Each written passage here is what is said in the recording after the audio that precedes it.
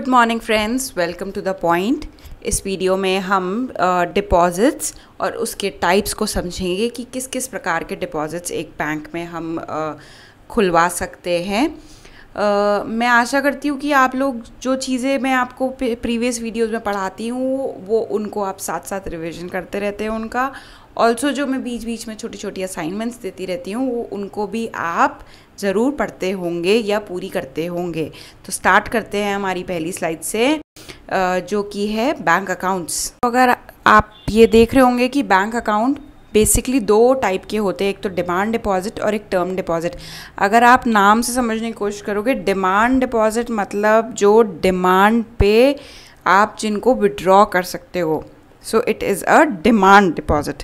Term deposit मतलब यहाँ पे आपके जो पैसे हैं it is locked for a fixed period of time, whereas जो ये डिमांड डिपॉजिट में आपका जब मन आए उसको आप निकाल सकते हो, विड्रॉ कर सकते हो।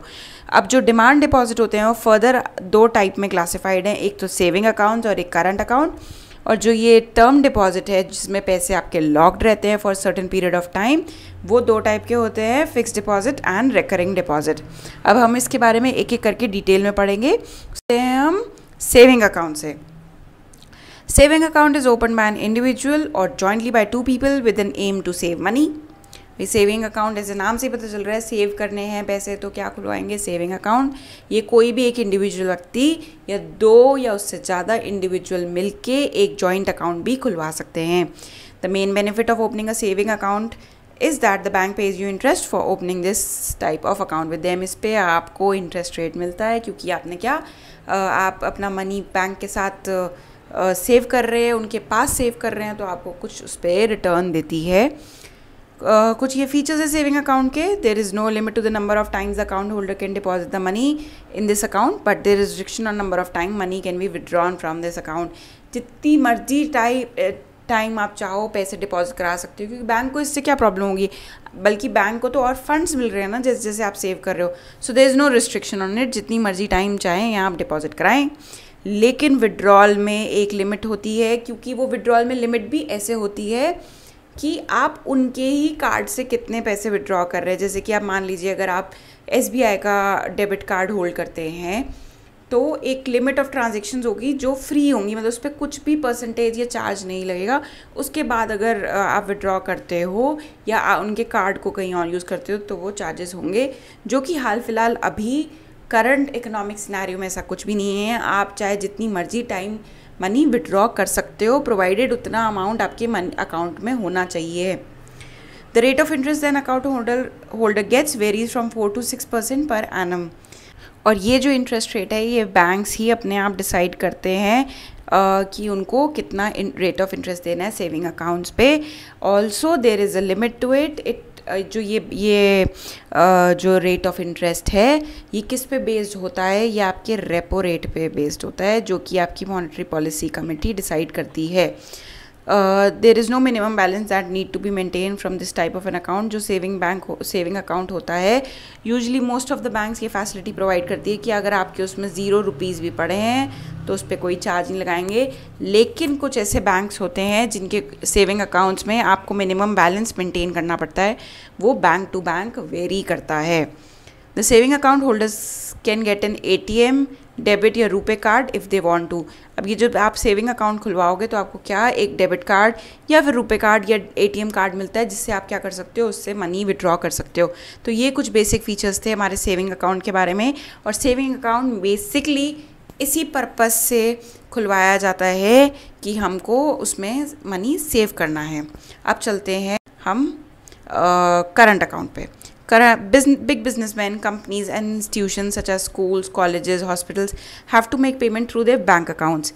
Since there are no restriction on the number of withdrawals from saving bank account, since there are restrictions on the number of withdrawals from saving bank account, that type of account is not suitable for them. देखो friends, क्या होता है, जो saving bank account होता है ना, उसमें basically आपका मोटो ये होता है कि हम सेव करेंगे, और बैंक भी यही पर्पस से खोलती है कि इसमें फंड स्टेबल रहेंगे। बट हमें बहुत सारे बिजनेसेस होते हैं, या सारे ही बिजनेस ऐसे होते हैं कि जिनमें उनको डे टू डे ट्रांजेक्शन करने होते हैं और बैंक से करने होते हैं।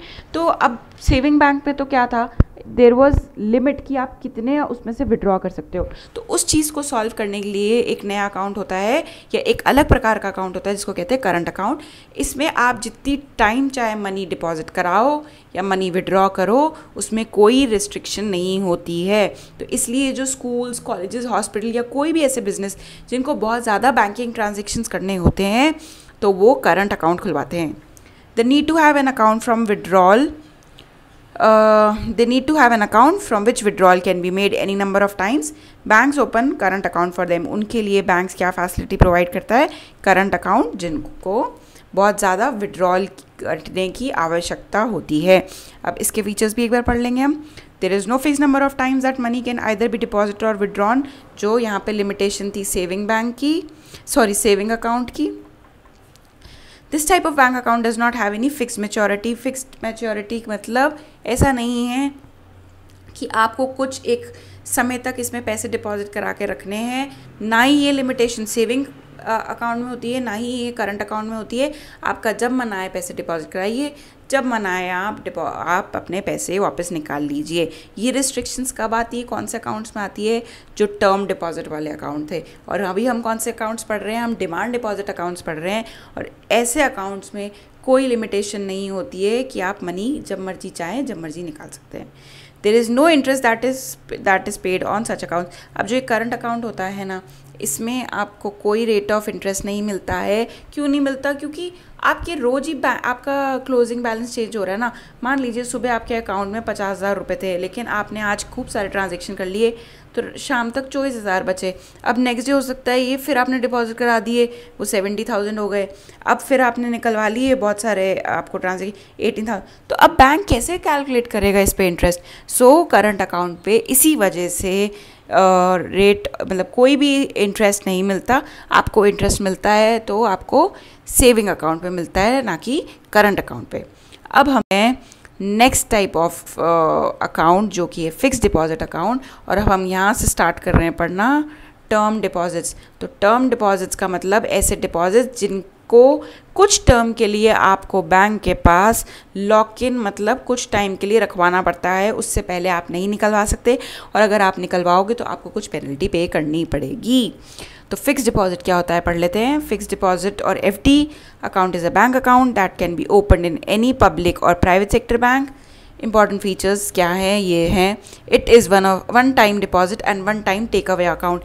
एक बार ही डिपॉजिट कराओगे, एक बार ही निकलवाओगे। ऐसा नहीं है कि बार बार आप कभी भी मन चाहे निकाल सकते हो, कभी मन चाहे डिपॉजिट करा सकते हो, जैसे आप करंट अकाउंट में कर रहे थे। नहीं, फिक्स डिपॉजिट अकाउंट में आप एक बार अकाउंट खोलोगे, उसमें आपने जितने भी अमाउंट का डिपॉजिट कराना है, आप हम कहते हैं ना ये हमारी फिक्स डिपॉजिट है, मतलब फिक्स्ड है, उसको चेंज वो नहीं होगी। तो एक टाइम ही आप डिपॉजिट कराओगे, जब वो मैच्योर हो जाएगी उसी के बाद ही उसको निकालोगे। So it is one time deposit and one time take away account.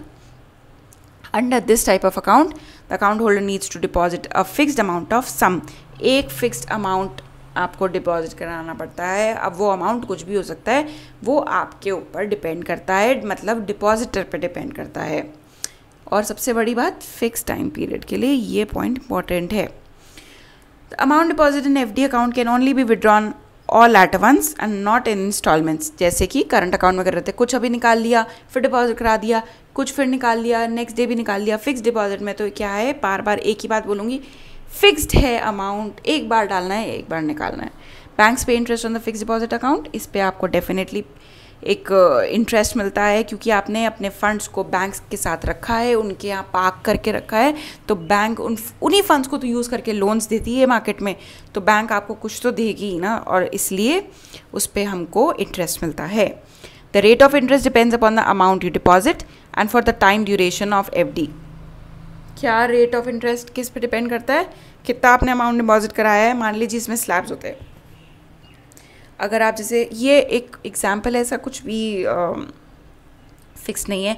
मान लीजिए अगर आप 5 लाख तक रुपए डिपॉजिट करा रहे हैं तो आपको 5% से ब्याज मिलेगा। अगर आप मान लीजिए आपका 10 से 15 लाख के बीच में है तो आपको 5.25% से रेट वो आपको इंटरेस्ट मिलेगा। अगर आपका फिक्स डिपॉजिट 30 लाख से ऊपर है, हो सकता है आपको 5.75% से इंटरेस्ट मिले। इट वेरीज़, हर बैंक की पॉलिसी होती है, वो अपने आप डिसाइड करती है कि किस तरीके से कस्टमर को अट्रैक्ट करना है और वो ऐसे स्लैब्स बनाती है। ऑल्सो टाइम ड्यूरेशन के लिए भी होता है। अगर आपकी FD का टाइम 5 साल से ऊपर का है तो आपको ज़्यादा रेट ऑफ इंटरेस्ट मिलेगा। अगर आपकी 1 साल की FD है तो उस पर कम मिलेगा एज़ कम्पेयर टू 5 years वाली फिक्स डिपॉजिट। तो ये सब चीज़ें हैं। Full repayment of the amount is available before the maturity of FD, but क्या होगा, आपको पेनल्टी पे करनी पड़ेगी इसके लिए। अब हम चलते हैं हमारे अकाउंट, और जो लास्ट अकाउंट बचा वो है recurring deposit account. Recurring deposit में क्या होता है एक बार पढ़ते हैं, फिर मैं आपको समझा दूंगी। Recurring deposit account or RD account is a form of account where the account holder needs to deposit fixed amount every month until it reaches the fixed maturity date. Features of recurring deposit account have been discussed below. Any individual or institution can open it. Periodic or monthly installment that needs to be added can be as low as ₹50 or may vary from bank to bank. Range of months for which RD account can be opened varies from 6 months to 120 months. And the interest rate varies depending on the bank you choose to open an account with, and nomination facility is also available. तो अब मैं इसको फटाफट से समझा देती हूँ। Recurring मतलब जो बार बार होता रहे। सो रेकरिंग डिपॉजिट मतलब जो डिपॉजिट हम बार बार कराएं। तो रेकरिंग डिपॉजिट की स्कीम में क्या होता है, आप एक टाइम फ्रेम चूज़ करते हो कि मान लीजिए मैं अगले 3 साल तक SBI में, आपने एक RD अकाउंट खुलाया, ठीक है, SBI में, और आपने ड्यूरेशन लिया 3 साल तक। अब आप SBI में हर महीने 1000 रुपये डिपॉज़िट कराएंगे, ठीक है। तो ये हो गया रेकरिंग डिपॉजिट। क्यों? क्योंकि आपने SBI के पास RD अकाउंट खोला है और इसमें क्या होता है कि आपको हर महीने अगले 3 साल तक 1000 रुपये SBI के पास जमा कराने हैं।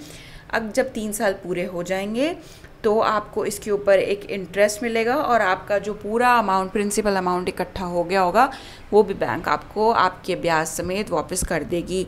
तो ये होता है हमारा रेकरिंग डिपॉजिट। रेकरिंग मतलब जो बार बार रीअकर हो रहा है। इस केस में क्या हो रहा था, 1000 रुपये आपको हर महीने अगले 3 साल तक देने हैं SBI को। आपको इस पर भी इंटरेस्ट मिलेगा। क्यों? क्योंकि आप अपने पैसे को पार्क कर रहे हो बैंक के पास, बैंक उस फंड को यूज़ करके आगे लोन्स देती है, इसलिए वो आपको इस पे इंटरेस्ट भी देगी। अब इसमें कितने मंथ्स की ड्यूरेशन, 6 महीने मिनिमम एंड 120 महीने मैक्सिमम, ठीक है।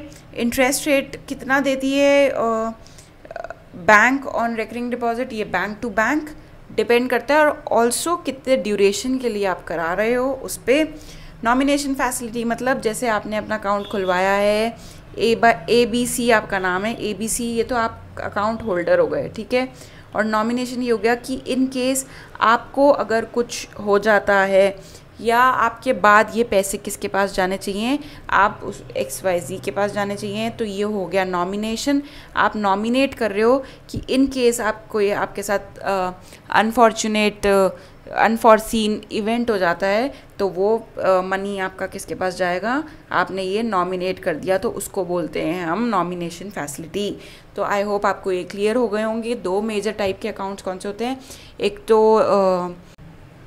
आपके हो गए डिमांड डिपॉजिट्स और दूसरे हो गए टाइम डिपॉजिट। तो अब इनके आग हमने सब क्लासिफिकेशन भी पढ़ लिए हैं। So friends, this is all for the today's video. घर पे रहिए, ज़्यादा बाहर मत निकलिए, कोरोना बहुत ज़्यादा बढ़ रहा है, घर पे बैठ के पढ़िए, रिवाइज़ करना नहीं भूलिएगा। Thank you so much.